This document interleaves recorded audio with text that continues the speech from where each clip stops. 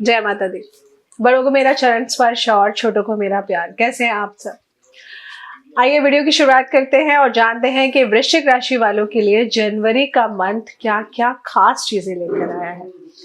वृश्चिक राशि वालों के लिए जनवरी के मंथ में अगर मैं करियर की बात करूं तो ये मंथ आपको मिले जुले परिणाम देगा। इस महीने आपके दूसरे भाव में सूर्य और बुध की युति होने से आपके करियर के मामले में आपका समय अच्छा रहने वाला है। अगर आप सार्वजनिक या सरकारी नौकरी में हैं तो इस महीने आप देखेंगे कि आपकी अर्निंग्स में वृद्धि होगी।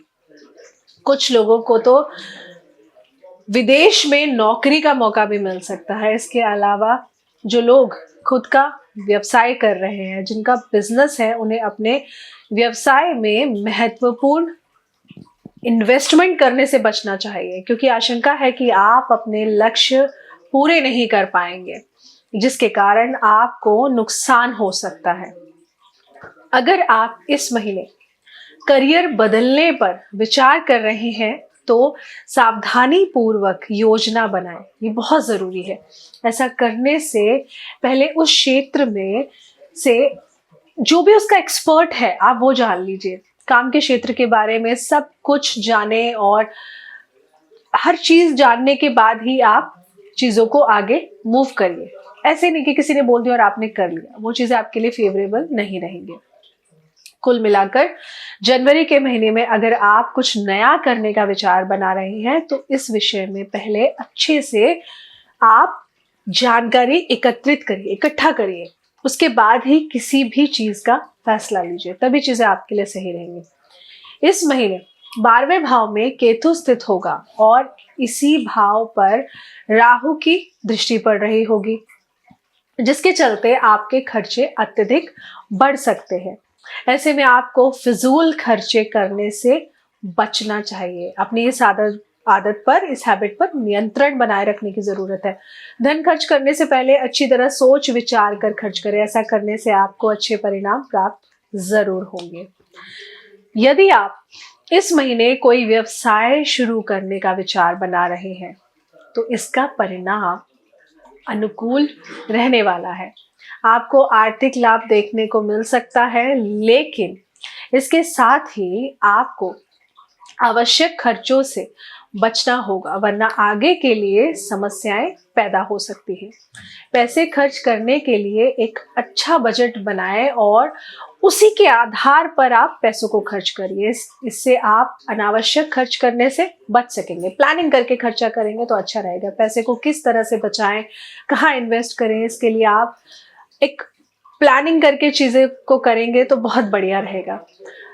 आपको न केवल पैसे बचाने हैं इस महीने, बल्कि आपको खर्चों पे भी बहुत फोकस करना है। वो तभी होगा, पैसे तभी बचेंगे जब खर्चों पे फोकस रहेगा। इसके अलावा आप अपने दोस्त और परिवारजनों की सलाह भी ले सकते हैं, उनसे पूछ सकते हैं, सलाह मशवरा करके काम कर सकते हैं। आपकी हेल्थ की अगर मैं बात करूं तो सेहत के लिहाज से ये महीना आपके लिए सामान्य से अच्छा रहने वाला है, लेकिन छठे भाव में राहु स्थित है, जिस वजह से आपको स्वास्थ्य संबंधी कुछ समस्याओं का सामना करना पड़ सकता है। आशंका ये भी है कि मौसम के बदलते आपको सर्दी, जुकाम, खांसी, चेस्ट में थोड़ा सा पेन का प्रॉब्लम हो सकता है। यदि आप प्रतिदिन योगा करें, थोड़ा सा व्यायाम करें, एक्सरसाइज करें तो ये चीजें भी आपकी दूर रहेंगी। आपको थोड़ा सा चोट लगने के भी आसार दिख रहे हैं। हैवी वर्कआउट करने से बचिए। भी अगर लंबी बीमारी से पीड़ित हैं तो आपको थोड़ी ज्यादा सावधानी बरतने की सलाह दी जाती है इस मंथ में। इसके अलावा अपने शरीर को फिट रखने के लिए आपको अपने खान पान पर भी ध्यान देना चाहिए। जंक फूड अवॉइड करिए, तला भुना अवॉइड करिए, बाहर का खाना अवॉइड करिए। 1 महीने नहीं खाएंगे तो कुछ नहीं बिगड़ेगा, नहीं तो आपके लिए परेशानी बढ़ जाएगी। जो फीमेल्स प्रेग्नेंट हैं उन्हें इस महीने सावधानी बरतने की बहुत ज्यादा जरूरत है। सलाह दी जाती है आप लोगों को कि आप लोग स्वास्थ्य को लेकर थोड़ी सी भी लापरवाही ना बरतें, समय समय पर अपनी दवाइयां लेते रहें। कुल मिलाकर यह महीना आपको अपने स्वास्थ्य पर थोड़ा ज्यादा ध्यान देने की जरूरत है। आपकी पर्सनल लाइफ की अगर मैं बात करूं तो जनवरी के जो फर्स्ट वीक रहेगा उसमें, क्योंकि शनि देखिए शनि की दृष्टि पड़ रही है आपके पहले भाव में, जिसके चलते वैवाहिक जीवन में कुछ गलतफहमियां हो सकती हैं। हालांकि आप अपनी समझदारी से इन मुद्दों को हल तो कर लेंगे, लेकिन अपने पार्टनर के बेहद करीब रहना बहुत ज़रूरी है। जनवरी का महीना आपके लिए काफ़ी अच्छा रहेगा, बस महीने के पहले भाग में ही आपको सावधानी बरतने की ज़्यादा ज़रूरत रहेगी।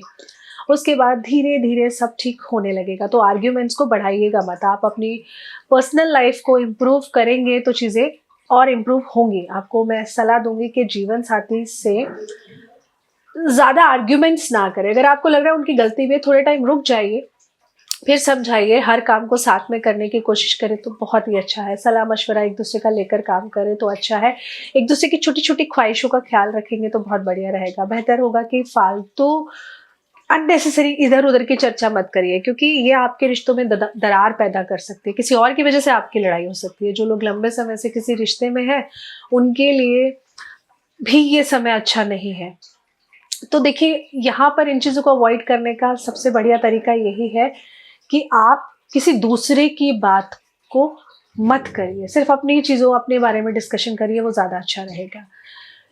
ऐसा करेंगे तो आपकी आर्ग्यूमेंट्स और लड़ाई झगड़ा होने से बचेंगे।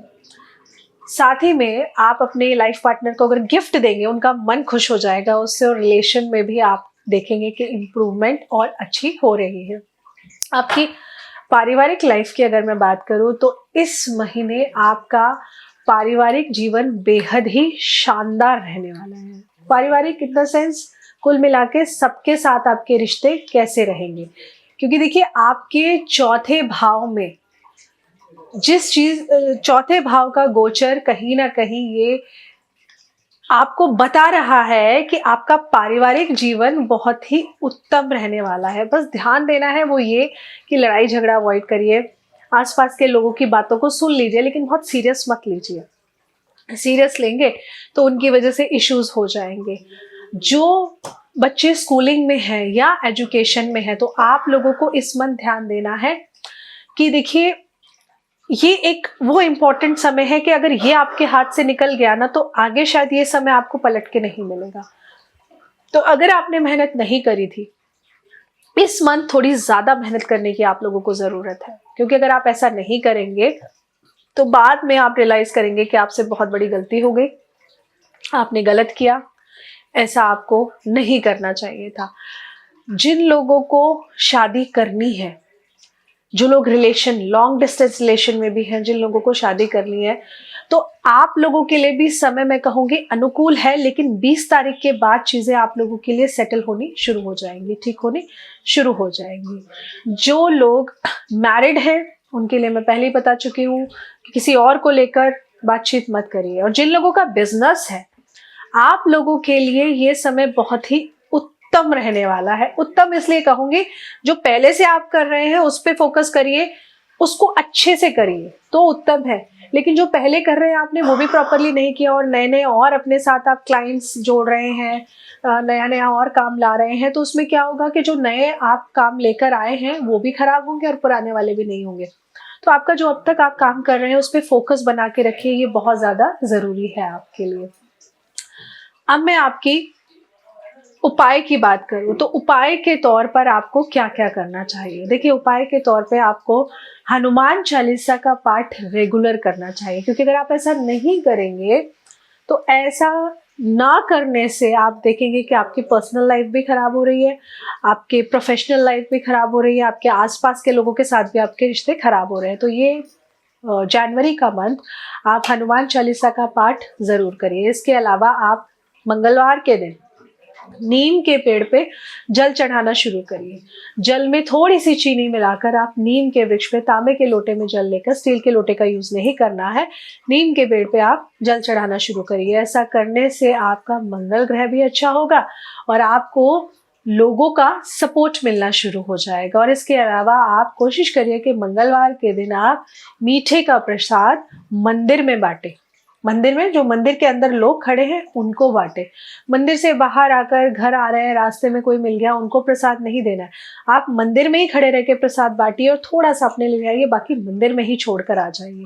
तो मंदिर से बाहर निकलकर आपको अपने प्रसाद को नहीं बांटना है, तो हर मंगलवार अगर आप मंदिर में खड़े रहकर प्रसाद बांटेंगे तो ये भी आपके लिए बहुत उत्तम रहेगा। चैनल को सब्सक्राइब ज़रूर करिएगा, नीचे कमेंट में जय माता दी ज़रूर लिखिएगा और जुड़े रहिए। और भी राशिफल लेकर आऊँगी आपकी राशि के लिए। जिन लोगों की राशि अभी तक नहीं आई है और वो सोच रहे हैं कि उनका राशिफल नहीं आया है, इस वीडियो के नेक्स्ट में आप ही की राशि है। जय माता दी।